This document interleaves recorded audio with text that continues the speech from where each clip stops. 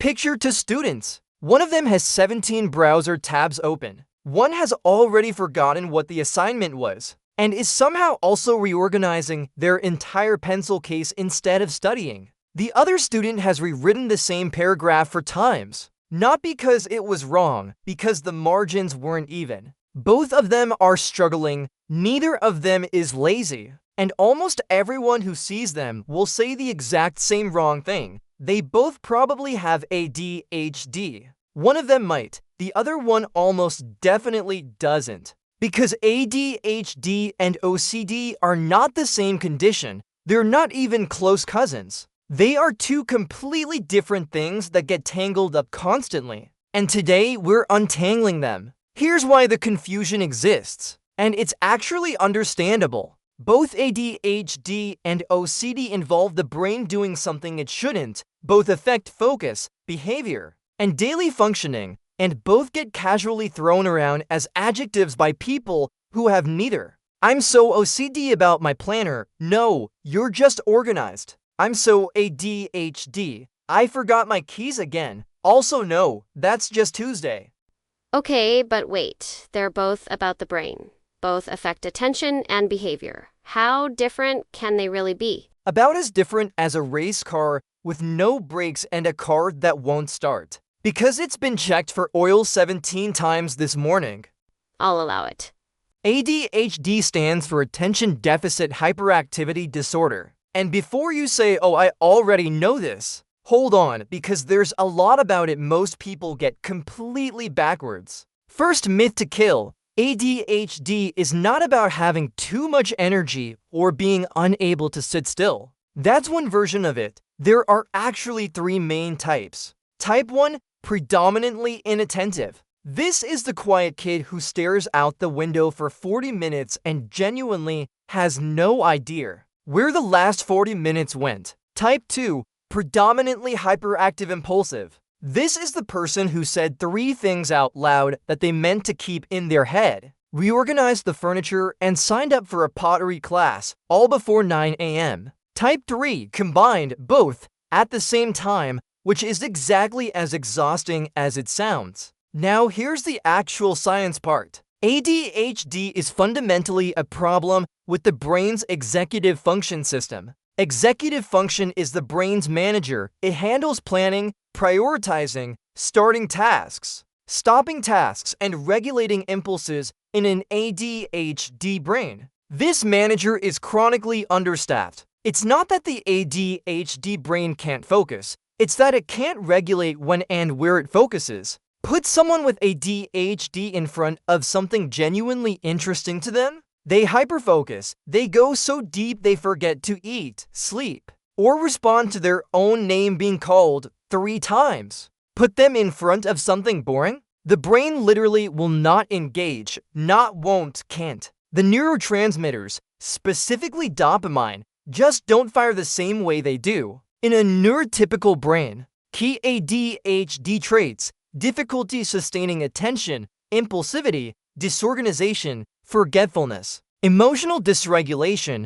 and the special gift of starting 12 projects and finishing 2. Now OCD. And I need you to set aside everything pop culture has taught you about this one, because it is almost entirely wrong. OCD stands for Obsessive Compulsive Disorder, and it is not about liking things neat. It is not about being particular. It is not a quirky personality trait that makes you straighten picture frames at other people's houses. OCD is a cycle, a brutal, exhausting cycle that looks like this. Step 1, obsession and intrusive, unwanted thought forces itself into the person's mind. Not a pleasant thought, not a plan, an intrusion, something disturbing, frightening, or deeply wrong that the brain latches onto and refuses to let go. Step 2, anxiety. The thought creates intense, overwhelming anxiety. The person knows logically the thought might be irrational, doesn't matter. The anxiety is completely real. Step 3, compulsion. To relieve the anxiety, the person performs a behavior, a ritual. Checking the lock, washing hands, counting, repeating a phrase, ranging objects. Something that temporarily reduces the unbearable tension. Step 4, temporary relief, and then it comes back. the obsession returns, the anxiety spikes. The compulsion is needed again, the cycle repeats. So the person knows the thought is irrational and still can't stop. Most of the time, yes, that's actually one of the cruel ironies of OCD. The awareness of how irrational it is doesn't make the anxiety go away. It sometimes makes it worse. That sounds exhausting.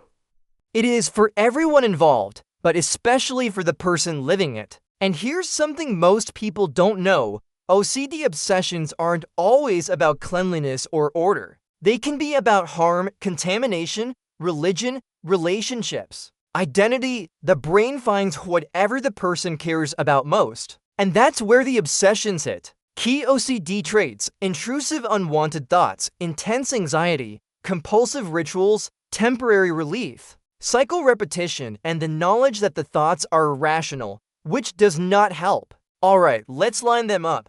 The core problem: ADHD, a regulation problem. The brain struggles to regulate attention, impulse, and activity level. Too much of some things, not enough of others, and no reliable off switch. OCD, an anxiety-driven intrusion problem. The brain gets hijacked by unwanted thoughts and tries desperately to neutralize them through rituals. The relationship with focus: ADHD, their focus is inconsistent, unreliable, and impossible to summon on demand. The brain chases interest, not priority. On the other hand, OCD focus is often intense, but locked onto the wrong thing. A person with OCD can be hyperfocused, but on an intrusive thought or a ritual, not on a chosen task. The relationship with order: this is the one that trips everyone up, because people assume OCD means being tidy and ADHD means being messy. Reality: some people with ADHD are extremely organized because they've built systems to compensate.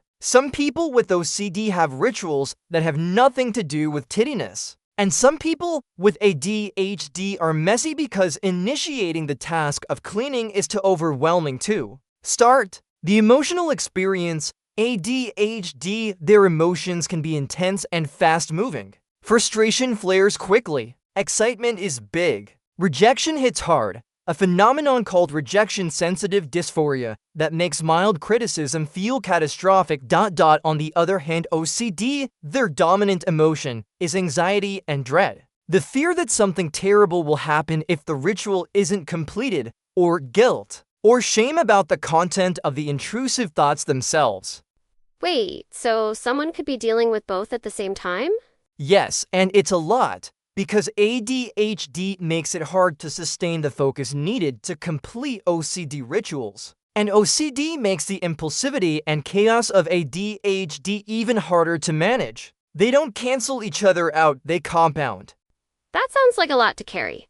It really is. Now, let's talk about some real-world scenarios. Scenario 1, getting ready in the morning. Everyone's late sometimes, but for different reasons depending on what you're dealing with. The ADHD morning alarm goes off, snooze, snooze again, finally gets up, starts getting dressed, spots a book on the nightstand, reads 3 pages, remembers they were getting dressed, can't find the left shoe, finds it in the kitchen, doesn't know how it got there, leaves the house with their shirt on inside out and somehow also without their lunch. The OCD morning alarm goes off, gets up exactly on time, but before leaving, checks that the stove is off, checks again, checks a 3rd time, knows it's off, checks anyway, gets to the front door, goes back to check the stove, gets in the car, goes back inside to check the stove, now they're late. Both are late, completely different reasons. One brain couldn't get organized. The other brain wouldn't let go. Scenario number 2, at school or work. The ADHD brain in a meeting starts strong, genuinely interested for the first 3 minutes, spots something on the wall, wonders if the ceiling tiles were always that pattern, suddenly has a brilliant idea totally unrelated to the meeting, says it out loud before deciding whether to, feels embarrassed, tunes back in to find they've missed the last 10 minutes. The OCD brain in a meeting heard everything, made notes, but the notes have been rewritten twice because the handwriting in line 3 wasn't consistent with the rest, And underneath the professional exterior, there's a quiet, constant hum of an intrusive thought. That has nothing to do with the meeting at all. So ADHD looks chaotic on the outside. OCD looks calm on the outside. Often, yes, ADHD tends to externalize, OCD tends to internalize, which is also why OCD gets missed more often in diagnosis, because the person looks totally fine. They're just not fine internally. That's actually a really important distinction. That's why we're here. Quick brain science, because the differences here are genuinely fascinating. ADHD is primarily a dopamine and norepinephrine issue. These neurotransmitters regulate attention, motivation, and reward. In an ADHD brain, they're underproduced or poorly regulated. This is why stimulant medications, which boost dopamine, are an effective treatment, not a cure, but genuinely helpful. OCD is primarily a serotonin and corticosteroid autothalamocortical circuit issue. That's a mouthful. Basically, a specific brain loop that handles error detection, and threat response gets stuck in overdrive. The brain keeps sending the alarm signal, even when there's no fire. This is why the most effective OCD treatments are actually SSRIs, serotonin-boosting medications, combined with a specific type of therapy called ERP, exposure and response prevention, which is exactly as hard as it sounds but genuinely works. Different brain chemistry, different treatment pathways, completely different conditions sitting under the same general umbrella of my brain is doing something unhelpful and I can't fully control it. This section matters because the casual misuse of both these terms does real damage. When everyone calls themselves a little OCD because they like alphabetical bookshelves, it makes it harder for people with actual OCD to be taken seriously when they try to describe what they're actually experiencing. When ADHD gets reduced to just can't focus, it dismisses decades of research showing it's a complex neurodevelopmental condition affecting every area of a person's life, not just their attention span. Okay, so basically, stop saying you're so OCD about your mug collection. Especially stop that. And stop saying you have ADHD because you got bored in one meeting. Stop that too. Got it? What should we say instead? That you're organized or that you got bored in a meeting, which honestly is just accurate. Remember our two students from the beginning? The one with 17 browser tabs and the mysteriously relocated shoe, most likely ADHD. A brain that's not broken, just wired to need stimulation, novelty, and a lot of very strategic external systems to stay on track. The one rewriting the paragraph for the fourth time because the margins were slightly off. Most likely OCD, a brain caught in a loop it didn't choose, fighting a war on the inside that nobody can see from the outside. Neither student is lazy, neither is dramatic, neither is making it up. Both deserve to have their actual condition understood, not confused with the other one, and not dismissed as a personality quirk. ADHD, a regulation disorder, a brain that struggles to control where it goes. OCD, an anxiety disorder, a brain that can't let go of where it's stuck. Okay, so the moral is, get a proper diagnosis, not a Twitter thread. That is possibly the most important thing anyone has said in this entire video. Do I get a gold star?